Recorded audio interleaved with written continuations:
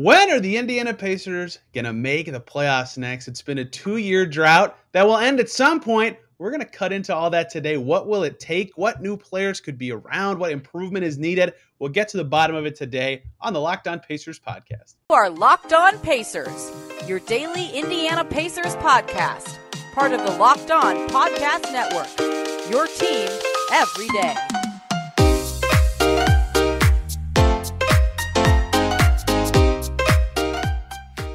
Welcome in to another edition of the Locked On Pacers podcast, where we, of course, talk about the Indiana Pacers. As always, my name's Tony East. I cover the team for Forbes and the Westside Community News. And today is a fun day, a show I've been planning for like 3 weeks now, talking about the Pacers and the playoffs, but not maybe this year. When will the Pacers next be a playoff team? When will they next be playing postseason games? It's been a while. Their last playoff win was almost a half decade ago now. When are they going to be back playing in those games with their current core, with their current plan? We'll get to the bottom of it today, and joining me to do that, new to the Pacers beat at Nuvo Media, Jack Christ. Jack is here with a Q. Jack, what's up, man? How you doing? Good. Happy to be here. I'm psyched to have you. I always like having new guests, and I'm always excited when new people join the Pacers media space to be around, to ask new questions, breath of fresh air into the sphere. So like I said today, talking about when the Pacers will next make the playoffs, because it's interesting. Kevin O'Connor just said, I think it was on one of his live streams, that he heard the Pacers would like to make the play-in this year, or have goals and aspirations of heading down that path. And I immediately kind of winced, because I thought, wow, their moves don't really indicate that that's the path they're going down. They didn't sign any vets. I mean, they, I guess, got Daniel Tice, but they traded away vets. They went for more draft capital. They clearly look like they're going younger for this year. And then maybe they want to just stumble into the plan, and that's fine. But I don't view them as a team like that this year. But I am curious when I think they could next make it. Now, I'm not sure this year's super possible, but maybe it is. So first and foremost, Jack, where do you feel like it would take for the answer to the question, when will the Pacers next make the playoffs, to be this year? What do you feel like it would take for it to be this season? I think it's kind of easy. We need a wing. We need some form of a wing. Everyone's either like 6'5" or below, or like 6'10" or up. So anywhere in that range, like an O'Shea Brissett or a Kendall Brown kind of like popping off, or like, I don't know, some big trade where we land a huge wing would be, I think, huge, but out of the question at this point in time. Yeah, roster-wise, that's clearly the imbalance thing in terms of what they physically like. Okay, if we could get X player, that would be the thing, right? If Duarte can grow an inch or somehow play bigger than his size, that would be the ideal fit as a 3-and-D guy to slot into that role. But yeah, this team is lacking in that department right now, especially. And I think that the reason it will stand out so much is because of how many players they have in the other situations. Like, they played a lot of Turbonis last year, but I think you're going to see a lot of double big this year, like Jalen Smith and Turner, or Isaiah Jackson and Smith, or maybe Goga's mixed in there. I don't know. But there's going to be a lot of double big and a lot of potentially 2-point guard, right? I think you'll see McConnell and Halliburton a lot, or Halliburton, I don't know, a lot of 2-ball handler, I should say, not 2-point guard. So that imbalance kind of lends itself to some struggles. Like, big wings will destroy them this year. In terms of the actual roster, there are a couple of guys that I would point to, but let's pretend they are a play-in team this year. Who do you feel like would be the key guys that have to grow the most or step up in a way that is maybe unexpected or unseen? Because to me, obviously, if they make the play-in or playoffs this year, Tyrese has an awesome year. He reaches a level that people think he can, but even that alone, I don't think would take them from 26 wins to probably 40 is what it would take. Who else do you feel like would have to be in that mix for that ascent to happen this year? I'd say Buddy Hield would be a huge. He just feels like a Carlisle guy when you watch him. And trading him away to the Lakers would be brutal for my beliefs that they might make the playoffs here. So I really am hoping we hold on to him, because he just feels like someone we could really use if we want to take this season seriously. Do you think he can play the requisite defense needed for them to ascend on that end of the floor with him on there? I think that maybe Miles might help him out. Let him be okay with getting beat every now and again and send guys in. But I don't know. Maybe if he really puts the time in, he could really develop. But I don't know. If he goes flamethrower mode in a few playoff games, that would be awesome to see. It's funny, like in a playoff setting, Buddy Hield would be like an interesting player, not necessarily because I think he'd swing a series, but because he's the type of player that just has like a random game that Yeah. that win, like Tim Hardaway. Tim Hardaway wins the Mavs a game when he was playing for them in the playoffs a few years ago. Like Buddy Hield can do that Under Carlisle, by the way. Yeah. So under Carlisle, exactly. So another guy, a big guy to me that if the Pacers are to become a playoff team this year, which again, I do not think is the case.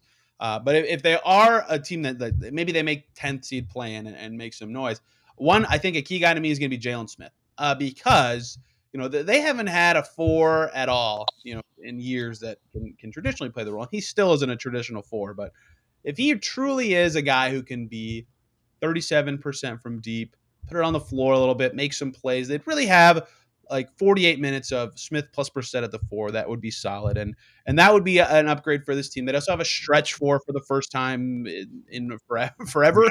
I mean, even when Sabonis and Thad were thriving at the 4, they were not stretch 4s. He would give them something at that spot they've never had. If he can truly ascend and reach that top 10 pick potential that he was drafted with, obviously, I think that would go a long way for this team in terms of having the right guys in the right places. Because like you said, they don't have anyone who you'd obviously identify as a forward. If he can do forward things and stretch the floor and even kind of defend out away from the basket, I think that is one of the key pieces to me in them being better than expected this year, even though I don't expect them to do that this year. Oh, yeah, I agree. I would love to see Jalen do great just because of how he bet on himself, and the Pacers kind of been like such a good home for him. It really sent a good message to a lot of people who are thinking about coming here in the future. He'd be the sales pitch, right? Yeah. They need that kind of thing. It never hurts to have that sort of sales pitch in general. The other one I would think about is TJ McConnell returning to the 2 years ago TJ McConnell and not the last year TJ McConnell. Not that TJ McConnell was bad last year, but he was definitely not as good as, the Nate Bjorker and TJ McConnell was probing all the time, setting guys up like a key part of the offensive operation.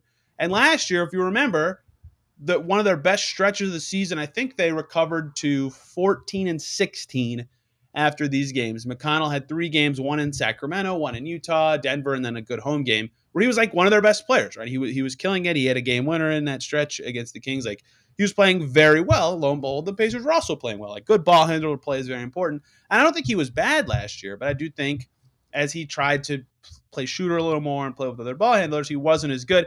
This year, and a little more obvious, you are the backup point guard only. You don't have the ball as much when Tyrese is in the game. Like if he can return to form a little bit and kind of get their second unit going, he's the other guy besides Smith and Halliburton, a sense that it would take for me to say, yes, this year the Pacers could make the postseason. Yeah. I feel like TJ has like a huge opportunity here to be like a big leader and like do some like off the court intangible stuff because he's kind of one of the older guys on the roster, been around the block, could really benefit from having him like be a good voice in the locker room. Last year, he showed that a lot. I asked about this. I almost did a story on it because when he was out for 3 months with the wrist injury, he was basically a coach in practice. Like he would hold the padding for screens and banging it with guys at the basket and stuff like that. So he already has shown that a little bit. Now that I think he is the oldest player on the team, he will have to sort of be shoehorned into a leadership role, assuming he's still on the roster on opening night, which I'm imagining at this time that he will be.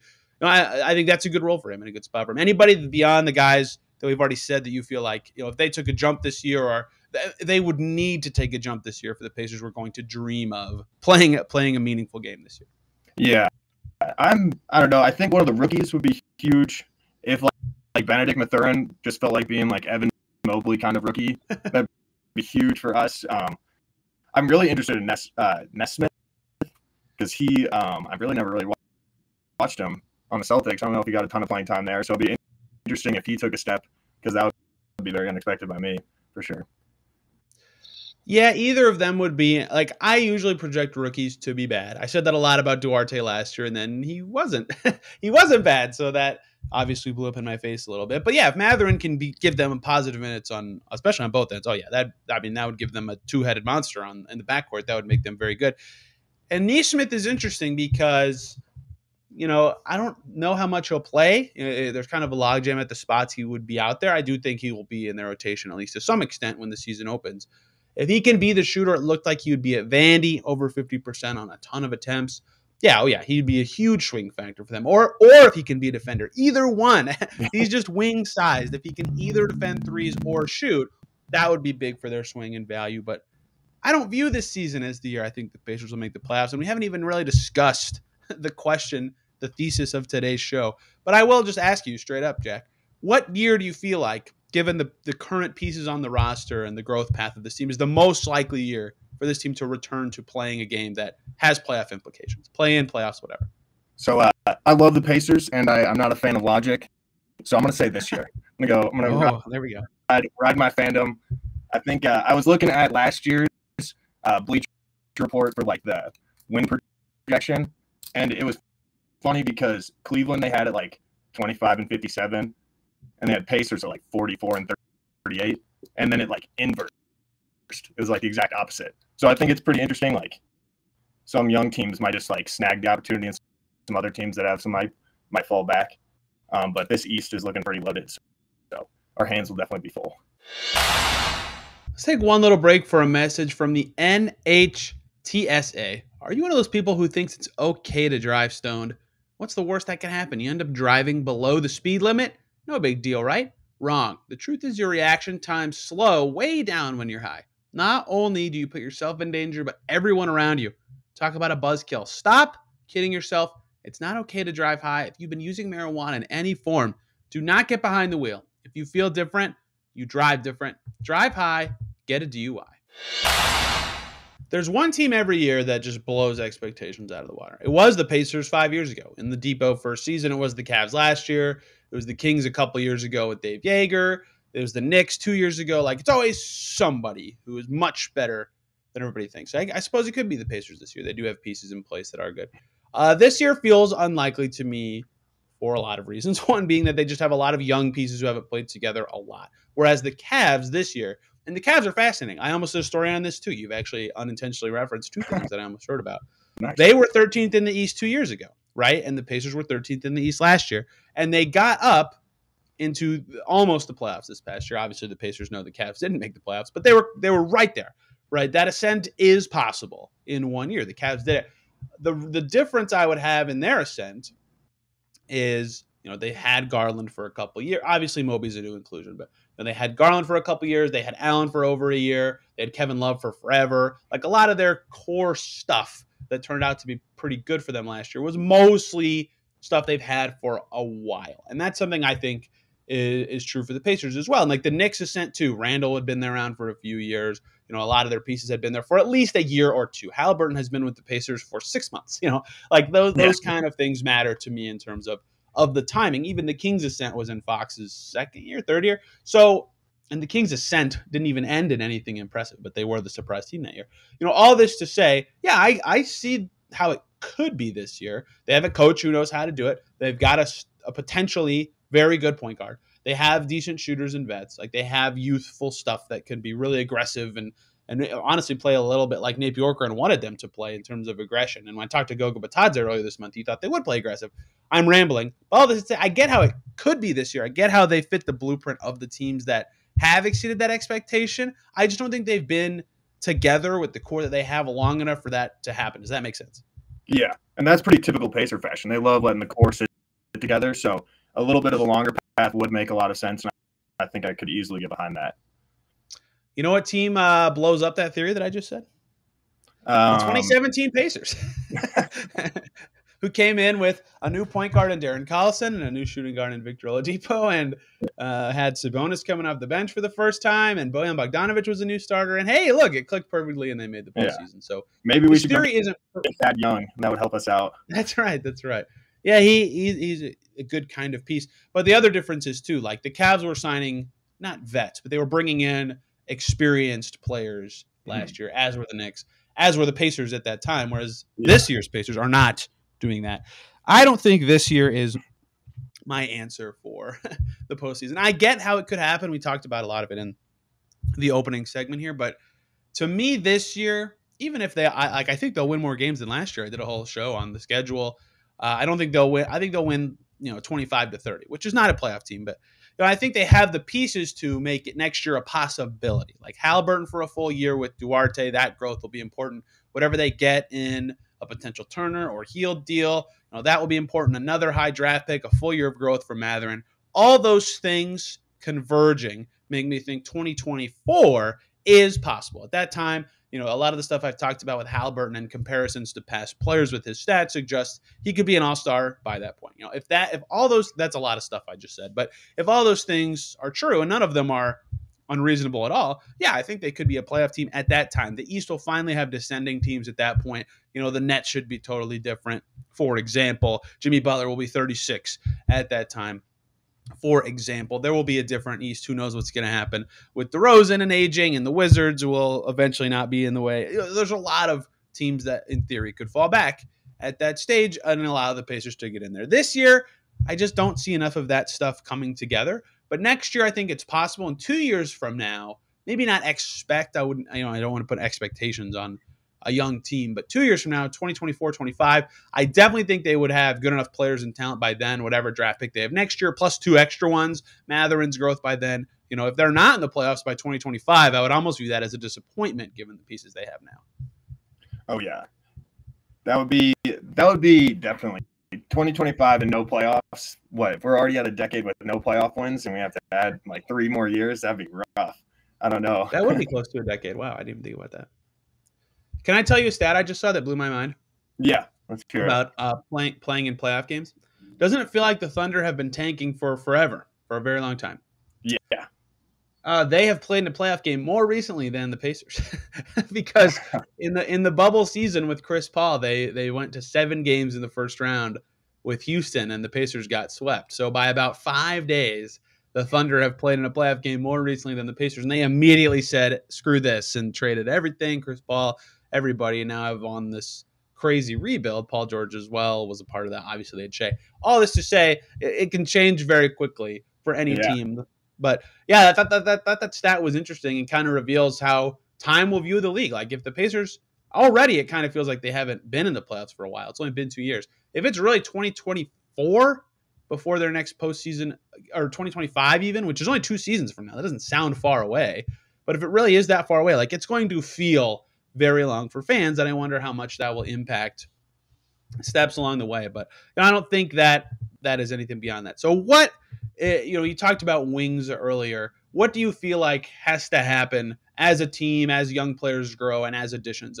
Very vague, list them all, between now and their next playoff appearance for them to truly take that step. I feel like Tyrese Haliburton unlocking a lot of other players' potentials would be like huge. Like he has that just ability to make everyone else around him better. So if he could just keep lifting up everyone and everyone kind of rides with it and buys in, I think that would probably be like a very good course of action for us.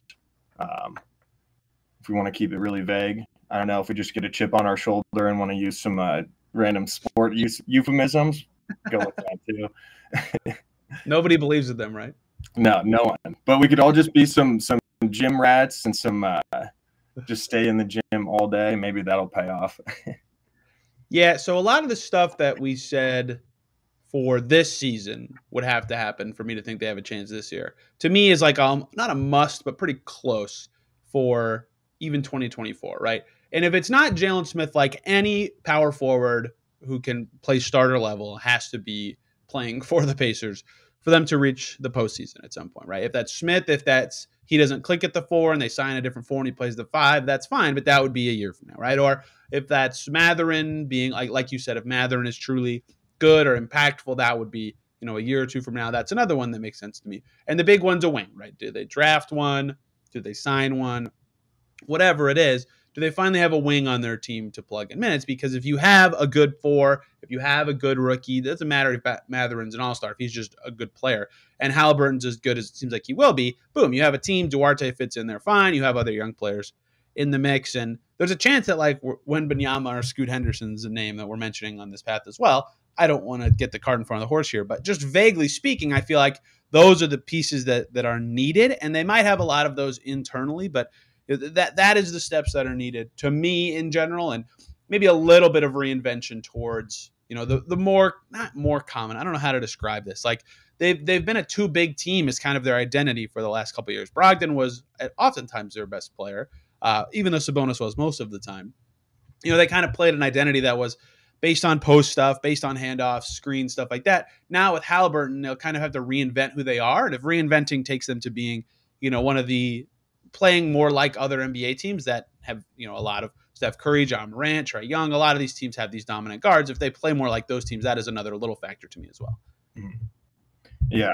Well, Memphis was a very fun team. They just played in transition and played fast and kind of used that youth and like speed. And if that could jumpstart our defense and get guys moving, I think that would be awesome if we really got after it in transition and just kind of used our like youth and speed as like a boost. I mean, that might even make Kendall Brown like get some minutes if we're trying to be like the fastest guys out there.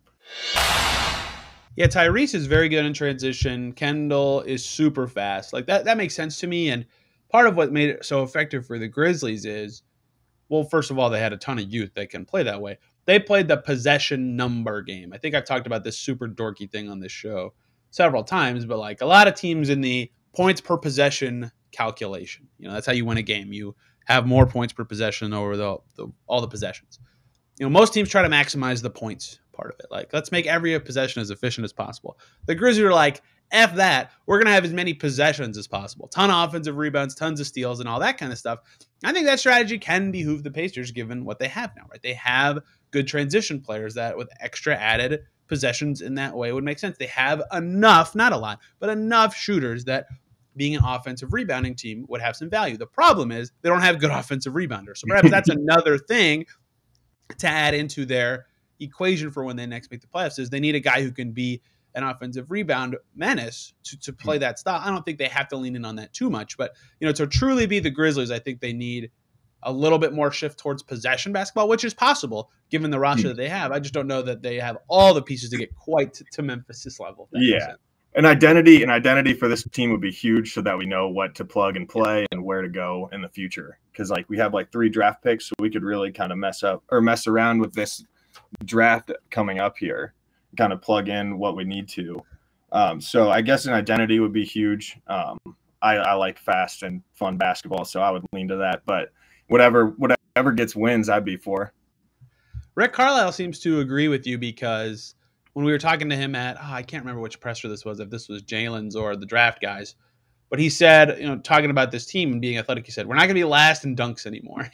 He seems to see the value in that athleticism and that above the rim play. We even mentioned Isaiah Jackson's role in this. Like if he can learn to shoot, he could be a key cog in any growth they have. So that's another part of the timeline is, playing a new style, a new identity. And I think I brought this up before I even wrote about it in a story, but I had one practice where I asked both Malcolm Brogdon and Karis LeVert, what do you think the identity of this team is? And they gave me, this was a tough time for the Pacers. They were kind of losing in January. When I did this, they kind of gave me watching answers that were different. And the fact they weren't exactly the same was a little telling. If they were totally different, that would have been more telling. But I think that's interesting that they didn't have like we're this, that, the Kevin Pritchard quote was hard hat, lunch pail defense team. They weren't that. Neither of them said that. I think an identity would go a long way. Something else you just said, I think I want to factor into this equation. They have 3 first-round picks next year. Great. Assets. Improving the team. Young players. That sounds awesome. Young players are not helpful towards making the playoffs, which could be a factor in thinking 2 years from now makes more sense than next year. Is that overthinking it? Is that overcomplicating it? Or do you feel like if they're good enough this year, they could use those picks in a different way than just drafting 3 rookies? Yeah, I mean, if someone's looking for 3 first-rounders for one of their stars, we'd be able to, pony up. But only if it's like the right fit, I guess. I would love to see us use our pick if we're going to be kind of bad this year. So that would be good. But the other 2 picks I would happily part with if it's just going to be like sort of towards the back end of things. And if it, got us someone that was going to help us in the playoffs like next season or get there, I think I'd be all in for that.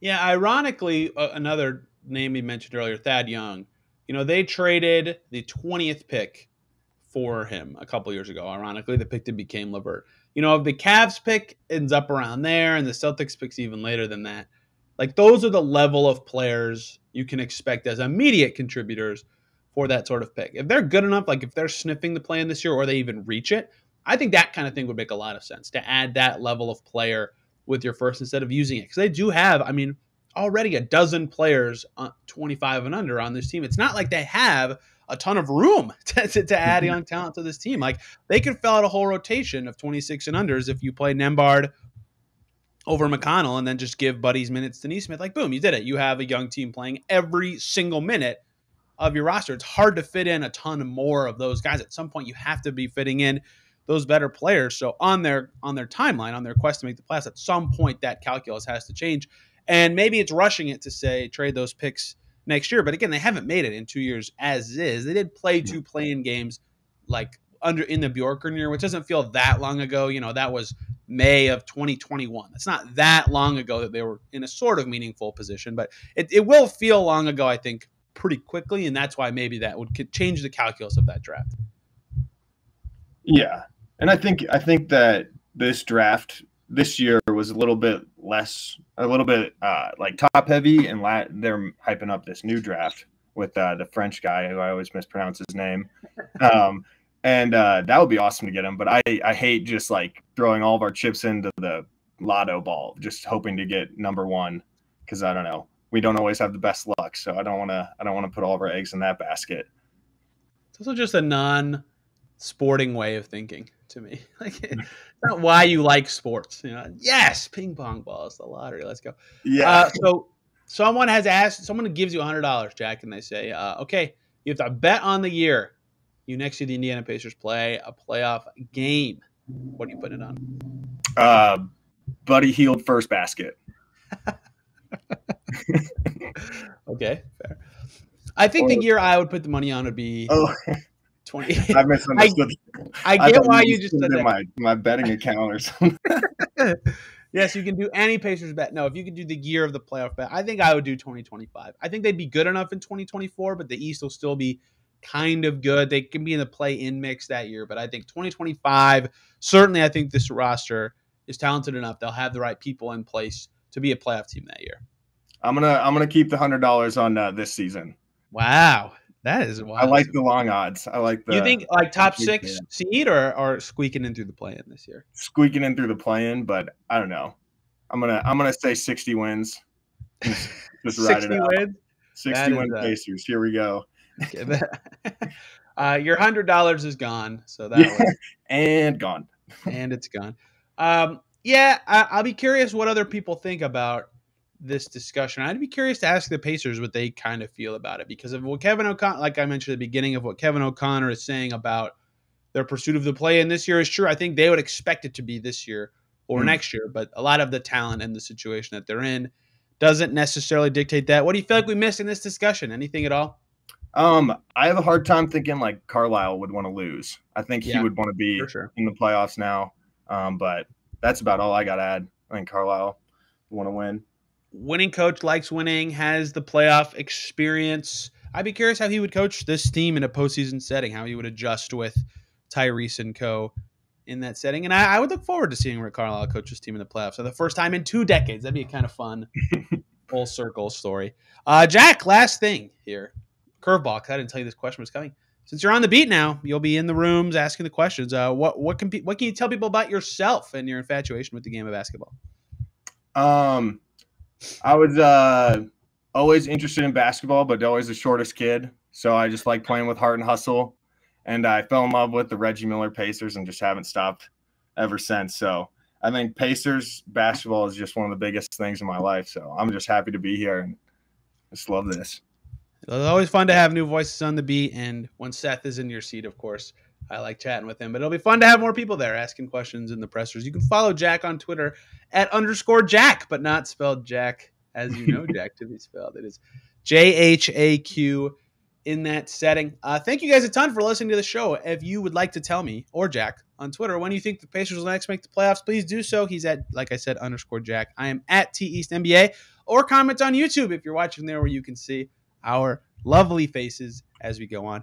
Next Monday, Labor Day, TBD on show content. We are talking on Wednesday. The show's running Friday. So I have no idea what I'm going to be doing for that, but I'll be recording it in the next couple days, probably starting season previews for players and player positions. So stay tuned for that. Thank you guys a ton for listening. Have a great weekend. We'll see you on Monday.